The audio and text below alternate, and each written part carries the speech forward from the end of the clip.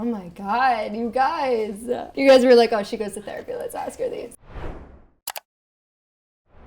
What is Chit, Chat, and Change? Oh, that's my podcast.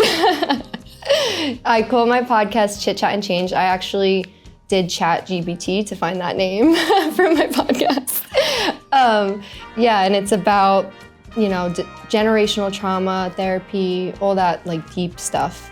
And I loved, that's like really what I'm passionate about. So that's why I figured like what is the best thing I could talk about endlessly, like for hours and on hours. And I would say it's therapy probably. Why aren't Sam and Vincent together anymore? Oh God.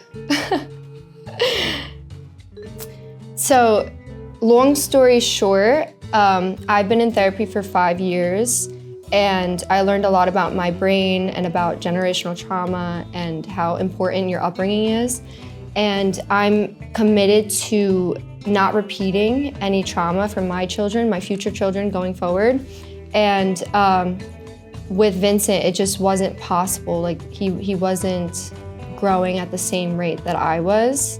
And it just wasn't working. For our like particular circumstances, oh God, I'm starting to slur.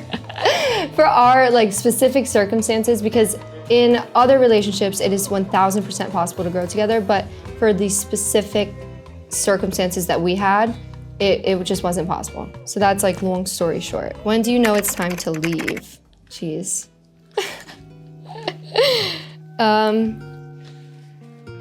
I feel like first you have to have those conversations. Like if there's an issue, you have to address those things. You can't just assume that they know that there's these issues. Like communication is key.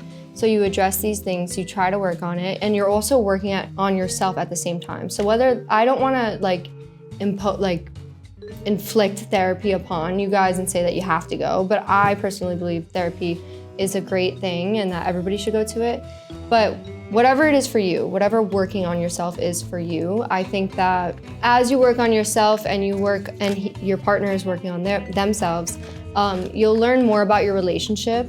And eventually, if you're growing like this and your partner is just like staying stagnant, then it's time to question whether or not this is good for you, because most likely it's not good for you. And if you were in a situation like I was, being the person that's waiting for somebody else to grow, it affects your mental health as well and your growth, because you're kind of like waiting there for them.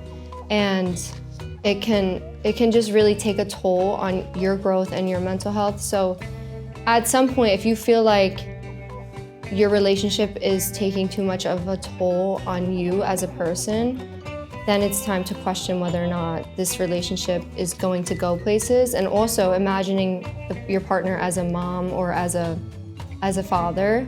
If you don't see that or you don't like that idea of that, then yeah, it's definitely, I think it's best to question those things and to definitely think about those things. A lot of people go into marriage and they don't even like think about how this person is going to be a father or a mother to their children. You know, they don't even have those conversations. And I think that's so important, because that's the reason everybody has trauma. Like their parents just didn't talk about it. If they would have talked about it beforehand, then maybe it would have been better.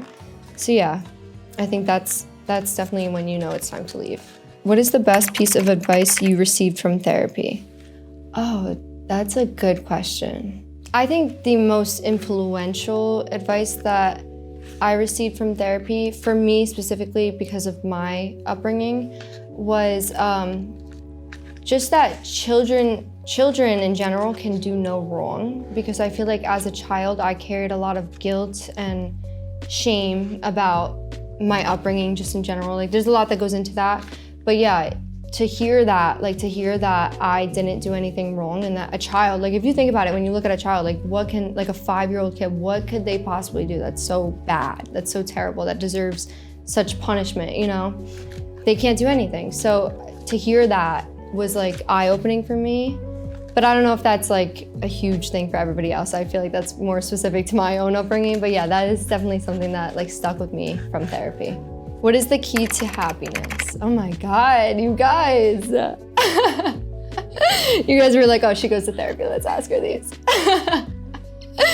I would say the key to happiness is self-love. the first and foremost thing is that you have to love yourself, and you can't love anybody else or have really healthy relationships if you don't love yourself. A lot of insecure people don't know that they project like some of their insecurities on those that they love, and I'm sure it's not intentional. Just making decisions for yourself. Like every decision you ever make in life should be for you and for nobody else. That's the key to happiness.